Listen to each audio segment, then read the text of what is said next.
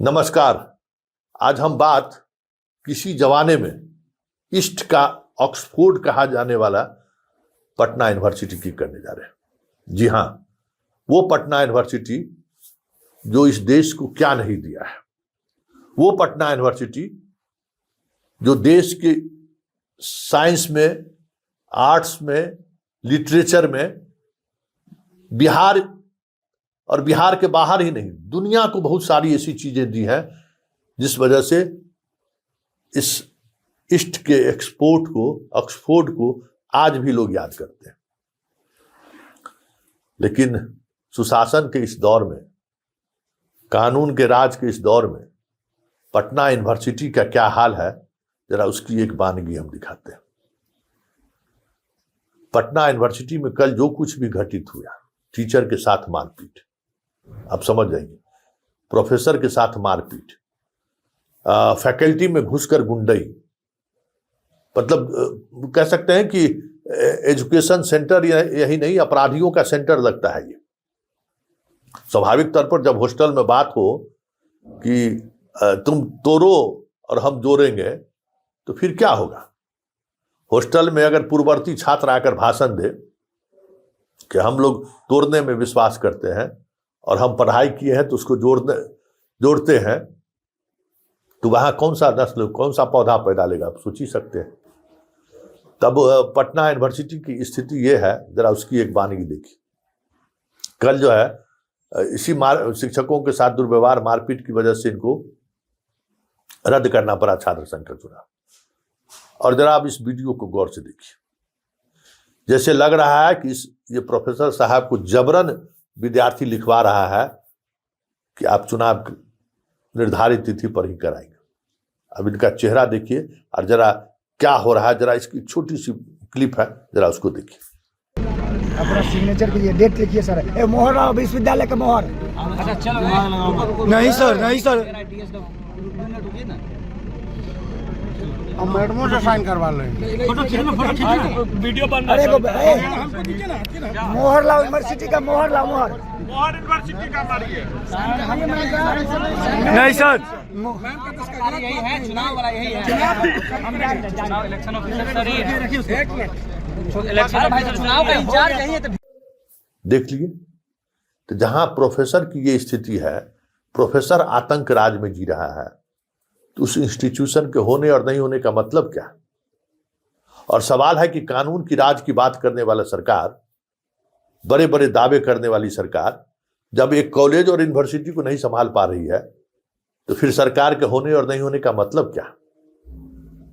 सम्राट चौधरी जी, जो हॉस्टल के सहारे जो अपराधियों की गुंडागर्दी होती है कॉलेज में, और पढ़ने के बजाय जो गुंडागर्दी देखने को मिलता है, ज्यादा नहीं होगा, 5-10% होगा। अगर उसके गुंडे उसका जारी रहा, तो फिर आपके होने और नहीं होने का मतलब क्या? एक बड़ा सवाल है। क्योंकि पीएम पटना का कल की घटना, चुनाव रद्द करने की अधिसूचना, फिर जबरन लिखाया जाना, यह संकेत है कि विधि व्यवस्था आपके कंट्रोल में नहीं है। विधि व्यवस्था के तमाम उपलब्धि जो भी रहे हों, लेकिन शैक्षणिक संस्थान में अगर वो चीजें नहीं चल रही हैं, तो फिर क्या मतलब है? ये बड़ी बात है। इन तमाम चीजों को जरा गौर से देखिए। ये साधारण बात नहीं है, ये बहुत बड़ी बात है कि प्रोफेसर को छात्र पिटाई कर दे, प्रचार करने के लिए नहीं दे। एक जंगल राज है, इसको जंगल राज से भी बुरी स्थिति कहेंगे। 2 दिन पहले सिटी एसपी गए थे वहां कि हम चुनाव व्यवस्था सुचारू करने के लिए सारे हॉस्टल में छापेमारी किए थे। आखिर हॉस्टल में स्टूडेंट रह रहा है कि अपराधी रह रहा है भाई? और अगर ये प्रवृत्ति है, तो फिर इस यूनिवर्सिटी को ताला बंद कर देने में क्या गुरेज है? क्या आप दे रहे हैं यूनिवर्सिटी? क्या दे रहा है यूनिवर्सिटी? कहीं दूर दूर तक तो इस यूनिवर्सिटी का पिछले 15 वर्षों से तो कोई योगदान तो है नहीं।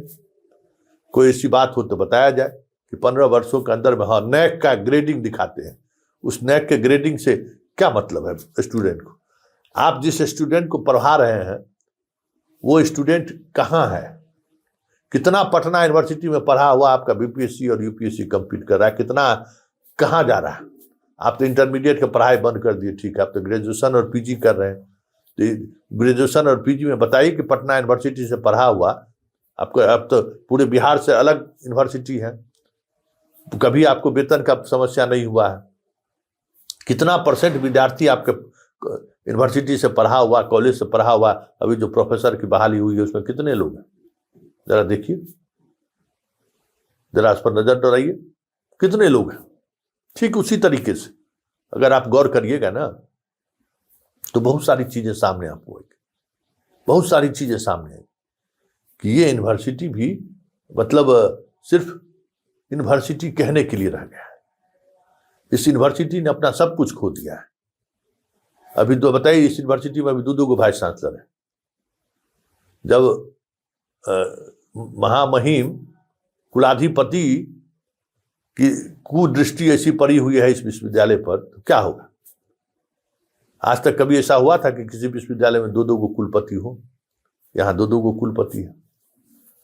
अरे सबका चारागाह है, पटना यूनिवर्सिटी बन गया है, चाहे सरकार हो चाहे लोक भवन हो, चारागाह की तरह पटना यूनिवर्सिटी का इस्तेमाल हो रहा है। राजभवन को पता नहीं है कि यहाँ टीचर के साथ पिटाई हो गई है, पहली जिम्मेवारी तो उसी की बनती है। चले गए थे महामहिम, भाई वाइस चांसलर गायब रहता है, अपने खुद चले गए थे। इतिहास होगा ये बात कि वाइस चांसलर नहीं रहते हैं, ये सूचना उनको राजभवन में दी गई तो कुलाधिपति महोदय खुद भागे भागे पहुंच गए यूनिवर्सिटी, वाइस चांसलर को चैम्बर में है कि नहीं देखने के लिए। तो कल पटना यूनिवर्सिटी में इतनी बड़ी घटना घटी, छात्र जबरन उस नोटिस को वापस किस तरीके से लिया है आप वो देख रहे हैं। कहाँ कहाँ सोए हुए हैं जनाब। कुलाधिपति महोदय को तो एक्शन में लेना चाहिए कि अब इससे बुरी स्थिति और क्या होगी कि शिक्षक डर से अपना फैसला बदल रहा है, 3 घंटे के अंदर फैसला बदल दिया। मतलब क्या है, जरा इस मतलब को समझने की जरूरत है कि आज विश्वविद्यालय पढ़ाई छोड़कर बाकी सब काम करता है।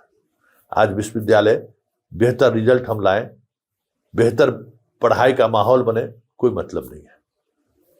नेक का ग्रेजुएशन कैसे हमको मिले, यूजीसी का ज्यादा से ज्यादा फंड कैसे मिले, सरकार से ज्यादा राशि यूनिवर्सिटी को कैसे मिले, आजकल कुलपति रजिस्ट्रार सबका यही मतलब है कि ज्यादा से ज्यादा पैसा आवे, डेवलपमेंट के नाम पर हम खेल करते रहे। स्टूडेंट का डेवलपमेंट हो या नहीं हो उससे कोई मतलब नहीं है। स्टूडेंट पढ़े या नहीं पढ़े कोई मतलब नहीं है। हाँ, बिल्डिंग अच्छी बन जाए, सिग्नेचर बिल्डिंग बने, पेंटिंग हो, नाम बदले, अंग्रेज के जमाने का नाम सब है उसको बदलकर भारत के जमाने का नाम कर दीजिए, बस इतना ही खेल चल रहा है।